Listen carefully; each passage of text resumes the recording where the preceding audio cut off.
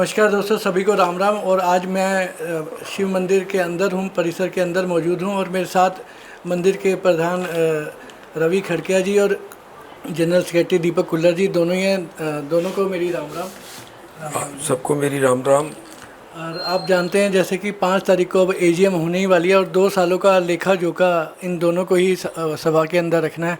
तो सबसे पहले मैं प्रधान जी से जानना चाहूँगा, 2 साल कैसे रहे आपके? जो 2 साल थे काम की दृष्टि से तो बहुत अच्छे रहे कि हमने 2 वर्ष के अंदर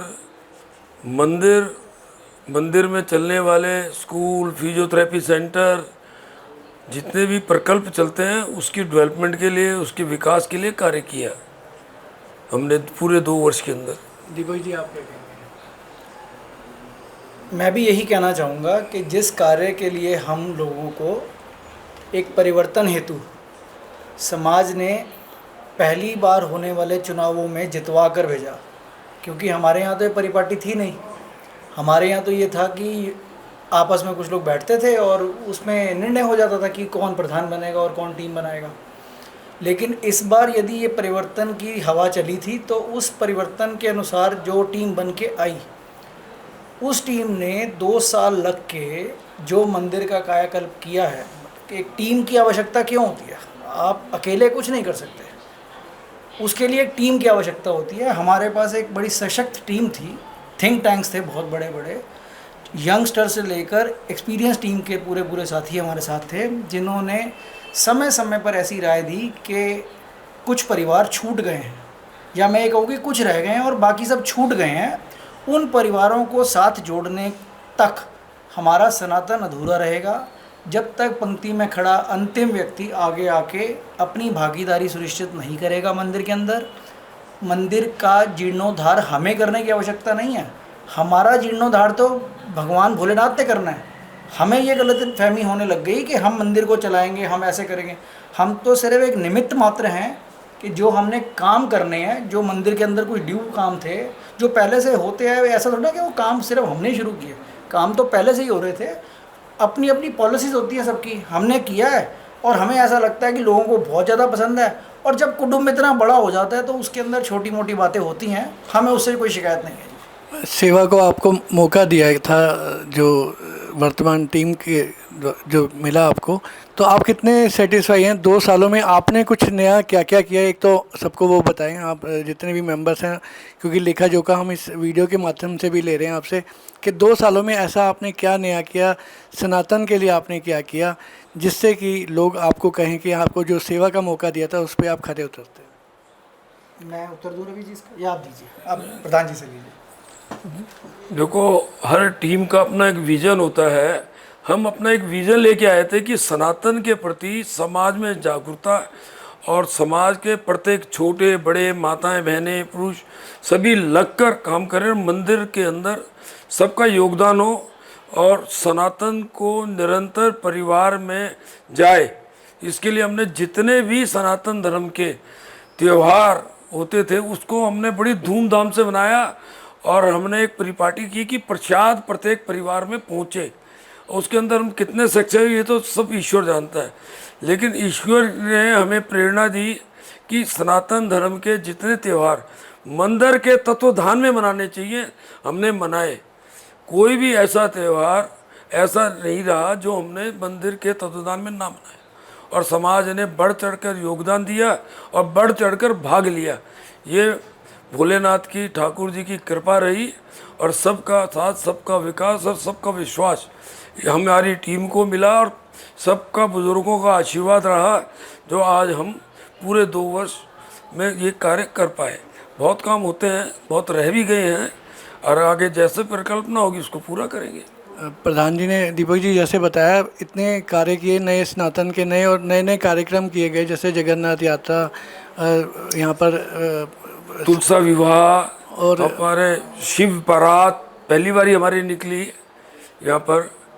जगन्नाथ यात्रा के साथ साथ हमने जो गणेश उत्सव मनाया, लगभग छोटे बड़े लगभग दीपक जी सारे कार्यक्रम हमको देखने को मिले 2 सालों में।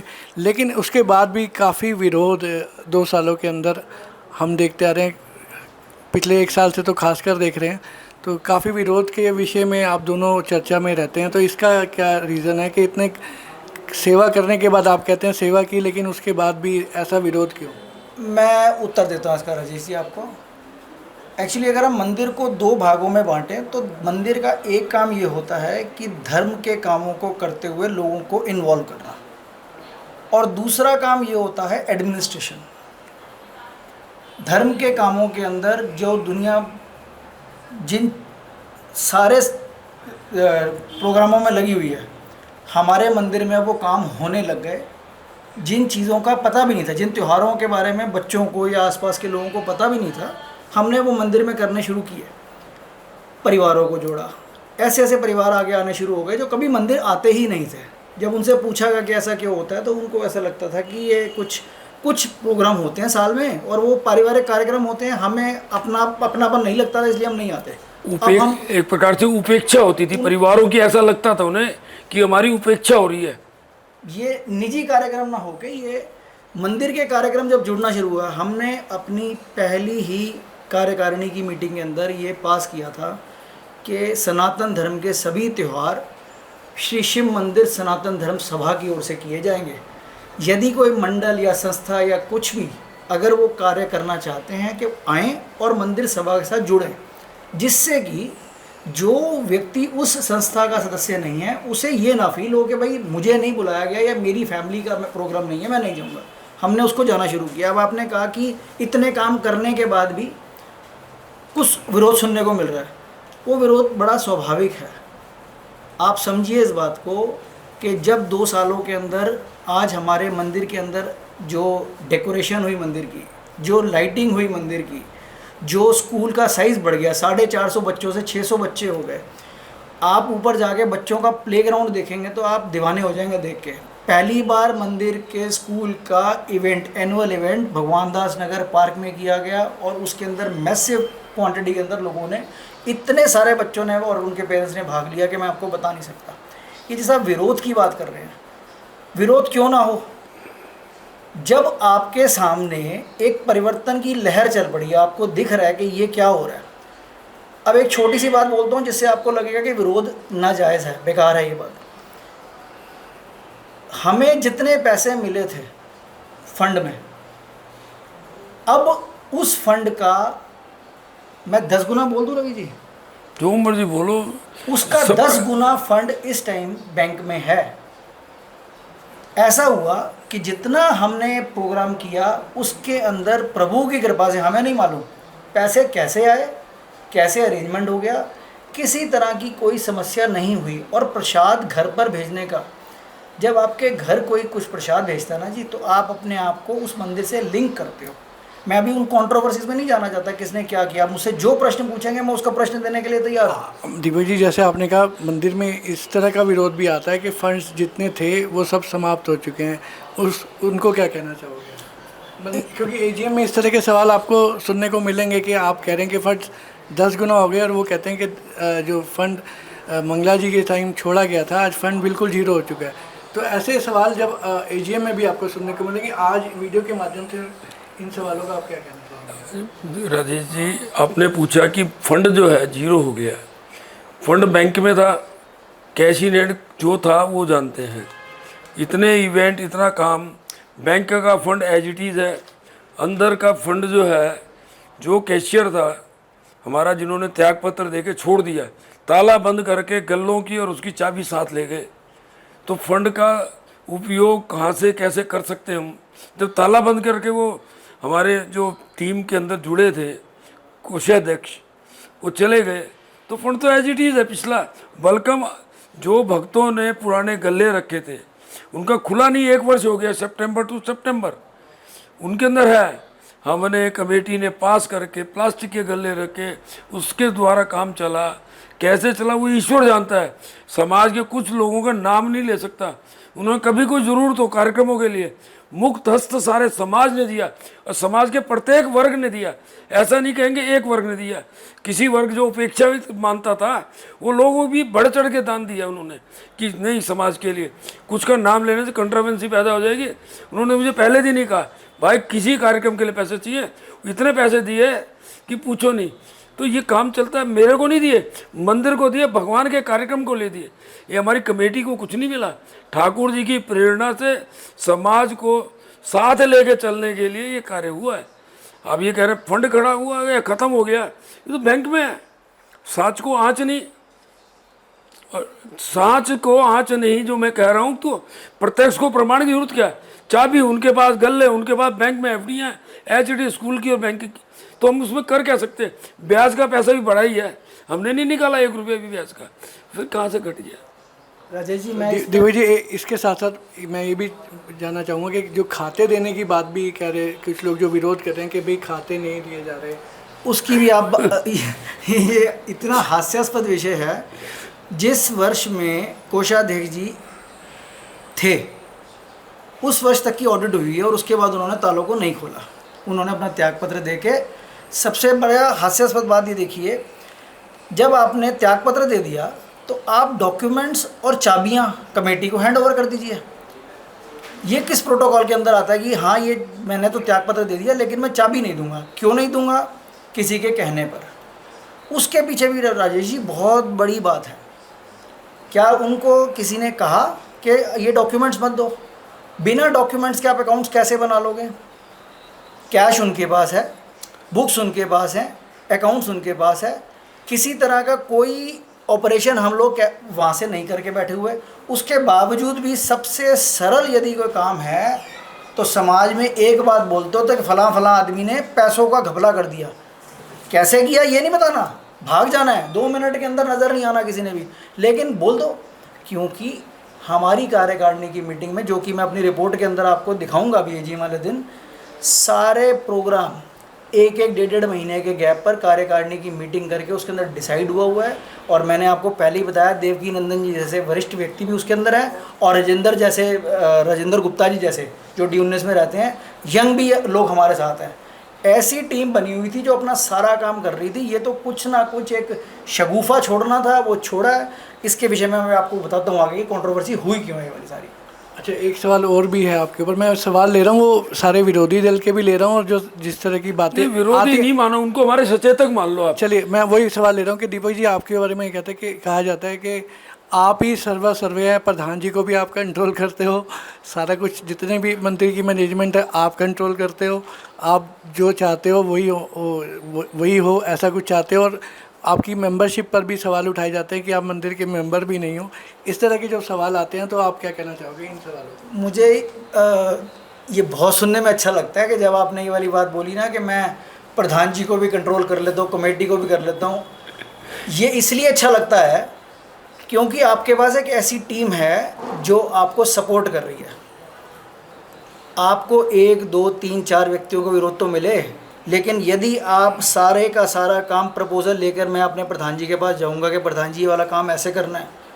आज प्रधान जी ना जाने कितनी संस्थाओं से जुड़े हुए हैं, मोहन जी, देवकी नंदन जी, हरनारायण जी, हरिशंकर जी, सॉरी, उसके बाद ये हमारे जिंदल जी, अमरनाथ जिंदल जी, अपने आप में इंसाइक्लोपीडिया हैं। ये कितनी संस्थाओं से जुड़े हुए हैं ये लोग। क्या आपको लगता है कि इनको मोल्ड करना कोई आसान काम है? जो काम मुझे सौंपे गए थे वो काम मैंने किए हैं। मुझे आप तो देख रहे हैं, आप मीडिया में मेरा हाल क्या कर रखा है। मुझे तो गाली गलौच, इसका ये कर देंगे, खुल्लर ने ये कर दिया, इसको छोड़ेंगे नहीं। मुझे तो पूरा डर है। 5 तारीख की जो एजीएम है, ये 3-4 व्यक्ति, मैं नाम नहीं लूँगा इसके अंदर, जिन्होंने मेरे को टारगेट किया हुआ है और क्या क्या नहीं बोलते। और क्या बताइए कि किसी भी सदस्य को पता था कि मेंबरशिप कैसे होती है, मंदिर के मेंबरशिप की आवश्यकता है कि नहीं है, किस समय में मेंबर बन गए। और एक छोटी सी बात बताइए राजेश जी, जिस अलमारी के अंदर कैश पड़ा हुआ है वो कैश को तो किसी ने हाथ नहीं लगाया, और जो रिलेटेड डॉक्यूमेंट्स हैं, मेंबरशिप रजिस्टर, रसीद बुक, फॉर्म्स, वो गायब हो गए। और मेंबर बने कैसे? यहाँ पर आदरणीय नंदकिशोर गर्ग जी आज 50 साल से इस मंदिर से जुड़ा हुआ पूरे का पूरा परिवार, उनके परिवार के बच्चे क्यों नहीं मेंबर बन गए जी? आपके पिताजी इस मंदिर के संस्थापक थे, क्यों नहीं जुड़ गए जी? आप क्यों नहीं जुड़ गए? आप मेंबर नहीं बन पा रहे जी आज तक। और हम बाद में आए हुए लोग वो मेंबर कैसे बन गए? और सबसे बड़ी बात ये, जब मीटिंग हुई उसके अंदर सबसे पहले इसका स्पष्टीकरण चाहिए था कि परिपाटी क्या पकड़ी मेंबर बनाने के लिए, कितने में मेंबर बनाया, कैश दिया, चेक लिया, कोई किसी के ऊपर ब्लेम नहीं कर रहा जी। जब जो भी अधिकारी आज ये अपनी सीट के ऊपर बैठे हुए हैं, ये भी काम करते हैं, उनको प्रोटोकॉल लेने पड़ते हैं कि मुझे ये काम करना है भाई, इसके लिए मैं बार बार लोगों की तरफ नहीं देख सकता। लेकिन बिना सोचे समझे आज की डेट में सिर्फ एक टारगेट है, क्योंकि काम के बारे में हम कुछ नहीं बोल सकते। स्कूल आपके सामने है, मंदिर आपके सामने है, प्रोग्राम आपके सामने है, फंड्स के मामले में कुछ बोल नहीं पाए, इनके पास कुछ नहीं बच रहा। खुल्लर ने ये कर दिया, खुल्लर ने वो कर दिया। मैं हर प्रश्न का उत्तर देने को तैयार हूँ, बस मेरी रिक्वेस्ट ये है कि मैं अपने हेल्थ इशू से कुछ गुजर रहा हूँ, उस दिन मेरे साथ कुछ ऐसा बिहेव ना करें जो अपने घर के परिवार के बच्चों के साथ नहीं करना चाहते वो। बस मैं ये कहना चाहता हूँ। आपकी ये रिक्वेस्ट भी जायज़ है, क्योंकि आपको एक मेजर हार्ट अटैक आके गया। तो जो भी मेंबर्स भी देख रहे हो इस वीडियो को, प्लीज़ मेंबर्स, और खट्टर जी ने भी इसका कहा है कि मेंबर जितने भी आएँ उसमें बिल्कुल शांति बना के अपनी बात रखें, शांति से इस एजीएम को पूरा करें, और जो एजेंडा है उसको उस बातों पर चर्चा करें। प्रधान जी, आप दोनों के भी रिलेशन पर सवाल आते हैं कि कभी खटास रहती है, कभी मिठास रहती है, इसके बारे में क्या कहेंगे? दोनों देखो, आपने कहा कभी खटास कभी मिठास। परिवार का फुल प्रूफ काम यही होता है कि या तो ना हाथ उठाने वाला डमी जो शब्द होता है, या इतनी स्वादपूर्ण वातावरण में बातचीत होनी चाहिए कि विचारों का आदान प्रदान जहाँ परिवार में नहीं होता ना, तो इसका मतलब मामला गड़बड़ है। हमारी टीम का प्रत्येक व्यक्ति और हमारे जो बुद्धिजीवी वर्ग अलग भी हैं, जो उनका हम बात समय समय पे बात करते हैं, उनसे भी बात करते हैं। पूरी टीम में नीचे से ऊपर तक जो हमारी टीम जीत के हम बातचीत फुल प्रूफ बात करते हैं, एक एक बात के ऊपर चर्चा करते हैं, चर्चा करके काम करते हैं कि क्या होना चाहिए।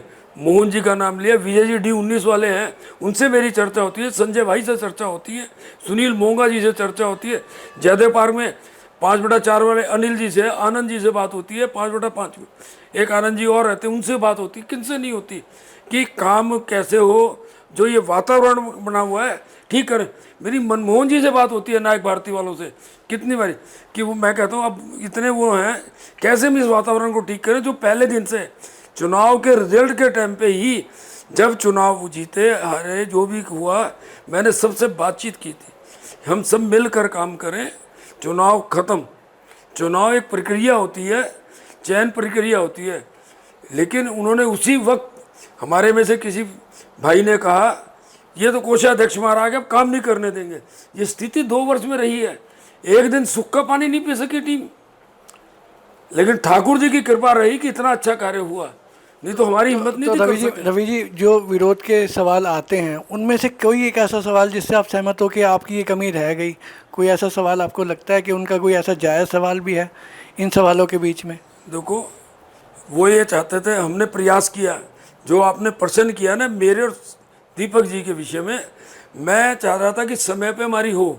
हमारे दीपक जी चाह रहे थे कि जो चुनाव के अंदर पुराने समय में जो मेंबरशिप की प्रक्रिया है वो ठीक ढंग से नहीं हुई, समाज के प्रत्येक वर्ग का एक एक व्यक्ति, एक एक परिवार का जो नहीं वो सदस्य बने, यही विषय था। कोई कंट्रोवर्सी नहीं थी, कुछ नहीं, हम दोनों का कुछ नहीं था, कोई हमारी प्रॉपर्टी नहीं बढ़ रही इसमें, हम दोनों का यही विषय था। मैं चाह रहा था चुनाव हो जाए, समाज जैसा निर्णय लेगा मंजूर। ये कह रहे थे कि भी बाकी लोग जो वंचित रह गए हैं सदस्य बनने से, उनको सदस्य परिवार का एक एक बने, यही हम दोनों की थी। ऐसा कोई विवाद हमारा नहीं हुआ। रवि जी, हम कई बार देख रहे हैं कि आजकल कुछ एक लोगों का इंटरेस्ट सा बन गया कुछ, या तो लोगों को कुछ इसमें मज़ा सा आने लगे कि सभाओं में इलेक्शन। आप पर क्या कहेंगे? क्योंकि जितने भी सीनियर मेंबर्स हैं, पुराने मेंबर्स हैं, वो इलेक्शन नहीं चाहते। हम भी नहीं चाहते। आप क्या कहोगे सभी मेंबर्स के लिए? कि मैं तो कहूँगा स्वादपूर्ण वातावरण, क्योंकि 5 तारीख को एजीएम है, सब आ ही रहे हैं, तो सबको आना चाहिए, स्वादपूर्ण में एजीएम करनी चाहिए, आवेश में बातचीत नहीं करनी चाहिए। काम करने में त्रुटियां रहती हैं, पूर्ण नहीं। हम लोग भगवान के नाम में कमियां निकाल लेते हैं, हम तो इंसान हैं, उसके सेवक हैं।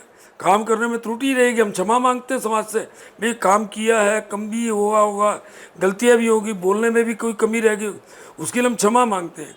भाई हमें आए, सभा में बैठे, सभा समझाएं हमें हमारी कमी को। हम, मैंने कहा वो सचेतक हैं, हम वो हमारे विरोधी नहीं हैं, लेकिन अपने को विरोधी मान के काम करना गलत है तो हमारे भाई। इस क्षेत्र के अंदर जब ये मंदिर का निर्माण हुआ, कोई मंदिर ही नहीं होता था, केवल एक ही मंदिर होता था, आज आसपास की बात करते हैं हम। अब हर क्षेत्र का अपना मंदिर है, अपने मंदिर को डेवलप करें। ये मंदिर जयदेवपार भगवान दास नगर के नाम से इस क्षेत्र के लोगों को जो वंचित रह गए हैं उनको सदस्य बनाएं, बढ़कर काम करें, विकास करें, सनातन के अच्छे प्रोग्राम हो उनमें सभी आएँ। ऐसा नहीं है कि इस क्षेत्र से बाहर का नहीं, कार्यक्रमों में सब आए, कौन रोकता है। सेवा का काम तो कैसे भी कर सकते हैं। दीपक जी, आप क्या कहोगे इसी क्वेश्चन के बारे में कि जो मैंने रवि जी से किया है कि कौन सा ऐसा सवाल है जो विरोधियों का, जो आपके विरोध में आते हैं, मैं उनका बता कोई जो जायज़ भी आपको लगता है, कोई जायज़ सवाल था जो राजेश जी, आप मेरे बचपन के मित्र हैं और शायद इस 50 साल की दोस्ती के अंदर हमारे भी मनमुटाव रहे होंगे। आपने मुझे बहुत कुछ बोला होगा और मैंने आपको भी बहुत कुछ बोला होगा, लेकिन आज भी फिर देखिए अभी इकट्ठे बैठे हुए हैं, सारे पारिवारिक रिलेशन वैसे के वैसे बैठे हुए हैं, क्योंकि आपने कभी भी ऐसी भाषा का प्रयोग मेरे लिए या मैंने आपके लिए नहीं किया जो सभ्य समाज में स्थान रखती है। इसी वजह से आज हम मित्र हैं, दोस्त हैं हम। ये जो बातें अभी रवि जी ने बोली, चुनाव ऐसा क्यों हो गया कि पिछले 50 साल में चुनाव नहीं हुए, और जब चुनाव ही नहीं हुए तो सदस्य संख्या जो प्रेमचंद जी बंसल के समय में 150 थी वो 228 हो गई, 78 मेंबर्स ऐड हुए। उन्होंने फिर क्यों मेंबरशिप ली होगी जब चुनाव तो होने नहीं। अभी भी आराम से हमारा सभ्य समाज के बड़े जो हमारे बड़े हैं वो बैठें, इस बात को समझें कि वो क्या मतलब मंदिर का औचित्य क्या है और क्या उस औचित्य में हुए क्या। Membership is just an issue, ये एक मुद्दा है जिसको बना दिया गया। जो बने वो ठीक थे, जो अब बनाए हैं वो गलत हो गए। जो मेंबर फॉर्म भर के कार्यकारिणी में पास करके प्रधान जनरल सेक्रेटरी द्वारा साइन करवा के जिस राशि पे मोहर लगी वो राशि लेकर चेक लेकर बैंक में जमा करा के मिनट्स बुक के अंदर नोट करके बनाए, वो गलत है। और जिन सदस्यों के बारे में जानकारी ही नहीं है वो बने कैसे। एक छोटा सा मैं आपको एक स्टेटमेंट दे रहा हूँ आपको। चुनाव घोषित हो गए, अब चुनाव घोषित हो गए तो उसके लिए वोटर लिस्ट भी बनेगी ज़रूर। वोटर लिस्ट बनेगी, वोटर लिस्ट बना के हमारे उस टाइम के कार्यकारी प्रधान प्रेम जी ने वो लिस्ट आगे दे दी। क्या उस लिस्ट को बनाने के लिए उनके पास कोई डॉक्यूमेंट्स थे? अगर नहीं थे तो कैसे बनी, और अगर थे तो वो डॉक्यूमेंट्स कहाँ गए? एक सीधी सीधी SIR की प्रक्रिया तो आप ये पूरे देश में चल रही है, इसके विषय में बात हो रही है आपसे। उस टाइम तो किसी को नहीं पता था चुनाव होंगे, चुनाव डिक्लेयर हो गए, अब वो लिस्ट तो बननी थी ज़रूर। अब आप प्रेम जी से पूछिए कि प्रेम जी आपका सोर्स ऑफ वो नॉलेज क्या था कि आपने वो लिस्ट कैसे बना दी, वो लिस्ट कैसे बनी जो 228 मेंबर की बना रहे हैं। और एक सबसे मेजर पॉइंट मैं आपको बताता हूँ, S1 में सुंदरलाल गुप्ता जी रहते थे जो मंदिर के संस्थापक सदस्यों में से एक है। उनकी मृत्यु हो गई और उसके बाद उन्होंने D19 ले लिया था भगवान दास नगर में, और वो उसके बाद चले गए पश्चिम विहार। अब उनके परिवार का नाम पुरानी वाली लिस्ट में से हटा दिया गया है। ऐसा ही D13 वाले दर्शन लाल कपूर जी के साथ हुआ। सदस्य हट कैसे गए? आपने नए जोड़े, उसमें कोई इशू नहीं है। बजरंग लाल जी गुप्ता रहते थे जयदेव पार्क में, उनका बेटा अनिल, उन्हें कितना पिछले दिनों प्रयास किया होगा पुरानी टीम के अंदर। हम लोगों के आने के बाद उन्होंने कहा, ताऊ रामचंद्र बोरी वाले आनंद के चाचा जी, उनका बेटा, उनकी डेथ हो गई। वो 150 सदस्यों की बात कर रहे हूँ। कुछ लोगों को तो सदस्य बना लिया, कुछ को बिल्कुल ही नहीं बनाया, जिनके परिवार के यहाँ पर रहते हैं आज भी। जो संस्थापक सदस्य मान लें, जो 150 की सूची थी माननीय प्रेमचंद जी द्वारा बनाई गई, जो उसकी किताब बुकलेट है, उनमें से छांट कर सदस्य तो रह गए, और जो यहाँ पर चले गए या हैं आज भी, उनको बच्चों को बनाया नहीं। क्या ऐसी पार्शलिटी रखी गई जिसके किसी चीज़ को इतना नहीं दबाना चाहिए कि जिसका विस्फोट हुआ। यही कारण रहा कि चुनाव प्रक्रिया में जो हमें समाज को व्यापक दिमाग से काम करने के लिए लेकर चलना चाहिए कि हम सबको साथ लें, हो गया उनको भूलें, और उन बातों की चर्चा ना करके ना हम आगे चलेंगे ना तो सब वातावरण अच्छा होगा। हम सब एक समाज के भाई हैं, सनातन के पुजारी हैं। तो धर्मो रक्षति रक्षा, धर्म से ही धर्म की रक्षा होगी, और धर्म के प्रति हम आस्था रखते हुए काम करें, यही हमारा समाज को कहना है। मैं एक दो बातें राजेश जी आपको और भी बताना चाहूँगा। बार बार मेरे ऊपर ब्लेम लगाया गया कि कोर्ट चले गए। मैं अपने सभ्य समाज से ये वाली बात पूछना चाहता हूँ कि यदि संस्था का प्रधान और महामंत्री अपने कैशियर से डॉक्यूमेंट्स मांगे कि हमारे दस्तावेज हमारे को दीजिए, कार्यकारिणी की मीटिंग बुलानी है और उसके बाद एजीएम करनी है जिसके अंदर हमने अपने अकाउंट्स रखने हैं, और वो ना दें, आनाकानी करें, झूठ बोल दें कि मेरे पास नहीं है या, और कैसे ना कर देंगे? 5 सदस्यों की टीम के सामने जो 54 डॉक्यूमेंट्स उन्होंने साइन करके अपनी अलमारी के अंदर अपनी कस्टडी में रखे, कैसे कह देंगे कि मेरे पास नहीं है? और प्रोटोकॉल समझिए, आज हम कार्यकारिणी में हैं, कल हम कार्यकारिणी में नहीं हैं, और जो नई कार्यकारिणी आएगी वो कहेगी ये लिस्ट जो आपके पास थी, ये सारा सामान हमारे को दीजिए। हम क्या करेंगे? क्या हमारा कुछ कहना गलत था? सारी बातचीत करने के बाद, और अब सबसे मेन पॉइंट पर आया तो आपके पास कि पहले केस कर दिया फिर केस वापस ले लिया। मुझे निजी तौर पे मेरे मित्र अनुज मंगला ने ये वाली बात बोली कि दीपक, मेरी सर्वेश जी से बात हो गई है, बाकी लोगों से भी बात हो गई है, आप अपना केस वापस लो, 1 या 2 दिन के अंदर अंदर सारे डॉक्यूमेंट्स आपको दे दिए जाएंगे, डॉक्यूमेंट्स की लिस्ट बनाओ, कार्यकारिणी में रखो और अपने एजीएम के अंदर तैयारी हो जाएगी। और मेरी किस्मत अच्छी है कि ये वाली बात अनुज मंगला जी ने रवि खरकिया जी के साथ, हम दोनों प्रधान और जनरल सेक्रेटरी और वो सिर्फ वो बैठे, उन्होंने कहा कि आप अपना केस वापस दीजिए। अगली डेट पर हम लोग कोर्ट में गए और विदिन 2 मिनट्स बिना सोचे समझे केस वापस लिया समाज के हित में, और ये सोचते हुए कि अब मामला टल जाएगा। क्या हुआ जी? शाम को ही वासुदेव गोयल जी द्वारा एवं संजय जी द्वारा और विक्रम भाटिया जी द्वारा सत्य की जीत हुई, ऐसे हो गया वैसे हो गया। अनुज मंगला जी की ड्यूटी नहीं बनती थी कि वो बताएं कि हाँ जी मेरे कहने पर केस वापस लिया? समाज में ये बातें कब तक छुपी रहेंगी ऐसे करके? आज भी जब अभी एजीएम होगी उसके अंदर मैं बिल्कुल स्पष्ट करूँगा ये वाली बात।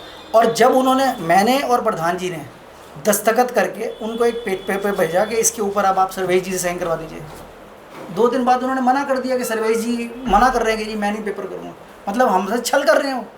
ये धीरे धीरे समाज के सामने वाली बातें आएंगी ना सर, तो फिर आपको पता लगेगा, समाज को पता लगेगा कि अंदर खाते चलता क्या। सर किसको शौक है सुबह सुबह 9 बजे यहाँ पर आके 9 बजे रात तक बैठना? आप रवि खरकिया का स्टाइल ऑफ वर्किंग तो देखेंगे आप एक बार। सुबह 5 बजे मंदिर के अंदर आ जाते हैं जी, रात को कोई समय नहीं पता किस टाइम घर जाना है। लेकिन ईजी क्या है, बस झूठा इल्ज़ाम लगा दो। चैलेंज करता हूँ जी, एजीएम वाले दिन भी जितने प्रश्न पूछे जाएंगे सभ्यता के हिसाब से, मैं फिर दोबारा से रिक्वेस्ट कर रहा हूँ, मेरी तबीयत ख़राब है, मुझसे विनम्रता से जितने सवाल पूछे जाएंगे मैं एक एक प्रश्न का उत्तर दूंगा। हमारा वीडियो के माध्यम से भी आपसे सवाल करने का यही प्रयत्न है कि जितने भी एजीएम में मेरे ख्याल से काफ़ी जो सवाल आपके दीपक जी से चाह रहे थे या प्रधान जी से चाह रहे थे, काफ़ी सवालों को हमने इस वीडियो के माध्यम से आपसे पूछ लिया है। एक लास्ट आप मैं बीच में आपको कहना चाहूँ, अभी आपने ये पूछा कोर्ट के केस का, अनुज जी बेचारे बहुत लगे, 15 दिन तक उन्होंने मेरे से बातचीत की, प्रयास किया, समाज को सही दिशा में ले जाने के लिए तीनों की बातचीत हुई। अंत में अनुज जी जो है ना, अपने आप में एक दिन रात को मुझे फ़ोन आया, भाई मैं नहीं कर पाऊँगा। वो अपने आप में सिलेंडर हो गए। बहुत अच्छा लड़का है, उन्होंने पूरी प्रयास किया हर हालत में कि किसी तरह समन्वय बन के, चुनाव ना होके बैठ के समाज में समरसता लाएं और एक ज्वाइंट वेंचर बन के समाज में मंदिर का काम सुचारू रूप से टीम बन जाए। इसका बहुत उसने प्रयास किया। इसके लिए मैं तो उसका धन्यवाद करूँगा और आगे भी करूँगा कि उस लड़के का प्रयास का। फिर भी संजय जी भी रोज़ मुझे कहते हैं करने की, और आगे प्रभु इच्छा क्या होगा क्या नहीं, कथनी और करने में कितना हमारा अंतर है ये ईश्वराधीन है। मन में क्या है बाहर क्या है ये हम नहीं जानते। एक लास्ट मेरा सवाल है, नए मेंबर्स में लगभग सभी बाकी सभी घरों से कुछ ना कुछ मेंबर बन गए हैं, तो फिर विरोध किस बात का इसमें नज़र आ रहा है कि कोई ऐसा मेंबर, मेरे को नहीं लगता कि विरोध करने वालों के घर से भी लोग मेंबर बने हैं। नहीं, उन्होंने बनाए हैं, हमने मना नहीं किया किसी को भी। जितने फार्म थे जो ले गए, एक तय किया था प्रोटोकॉल के तहत कि हम मेंबरशिप खोलेंगे। पहले एक सिस्टम होता है कि मीटिंग में मेंबरशिप खोलना, मीटिंग में मेंबरशिप बंद करना, जितने फार्म आ गए उनको बैंक में चेक द्वारा, एनएफटी द्वारा या जो प्रक्रिया थी वो हमने की, और बाकायदा प्रोटोकॉल केवल तय किया कि जयदेव पार भगवंत। फिर भी किसी ने कोई झूठा डाल दिया होगा तो उसके वापसी कैंसिल कर देंगे। हमने कोई द्वेष भाव से काम नहीं करना, समाज के लिए, और भगवान का कार्य है, ईश्वरीय कार्य है, ईश्वरीय कार्य में भी हम करेंगे तो फिर रहेगा क्या। दीपक जी, लास्ट सवाल मैं कहना चाहूँगा, एजीएम है और एजीएम में काफ़ी तकरीबन हमने मेंबर्स के सवाल ले लिए हैं, तो मेंबर्स के लिए आप क्या कहेंगे उस दिन जब मेंबर्स आ रहे हैं और आपके 2 साल के कार्य को बारे में एक लास्ट उनको क्या अपील करना चाहेंगे आप? अपील बहुत ही विनम्रता से मैं आपसे अनुरोध करूंगा कि हमें कभी कभी मौका मिलता है कि हम आपको मंदिर में होने वाले सारे घटनाक्रम के विषय में सारी बात बता सकें। हमने जो किया है वो हम आपके सामने स्पष्ट रख देंगे। आपके जो भी प्रश्न हों हमें आज या कल या परसों भी लिख के दीजिए। व्यवस्था की दृष्टि से यदि आप हमारे को लिख के देंगे तो उचित रहेगा और हर प्रश्न का उत्तर दिया जाएगा, केवल विनम्रता के साथ। धन्यवाद। रवि जी, आप लास्ट में क्या कहेंगे मेंबर्स के लिए 5 तारीख की एजीएम के लिए? सबको आना चाहिए, जितने भी सदस्य हमारे हैं नए पुराने, मेरी सबसे प्रार्थना है, और सब अपने परिवार के हैं। ये एक मिलन मानना चाहिए। एजीएम होता है कि सबको मिलकर मिलना, किसी को बहाना होता है कि पूरे क्षेत्र के हमारे जितने भी लोग हैं सब आए, मिलें एक दूसरे से और मिलकर कैसे समाज के अंदर और विस्तार से सनातन के कार्य करें, और उसके अंदर स्वास्थ्यपूर्ण वातावरण में एजीएम होगी तो एक अच्छा मैसेज समाज में जाएगा। जो आज हमारे मंदिर का विषय पूरे क्षेत्र में और आसपास चल रहा है, जहाँ भी हम जाते हैं सीधा पहला क्वेश्चन होता है कि क्या ये सब वातावरण हम ठीक करें। मेरी सबसे यही प्रार्थना है कि हम सब मिलकर कार्य करें। समाज है आराध्य हमारा, सेवा है आराधना, भारत माता के वैभव सनातन धर्म के ही साधना, यही हमारा होना चाहिए। आप दोनों के साथ बातचीत करके बहुत ही अच्छा लगा और बहुत बहुत धन्यवाद आप दोनों का।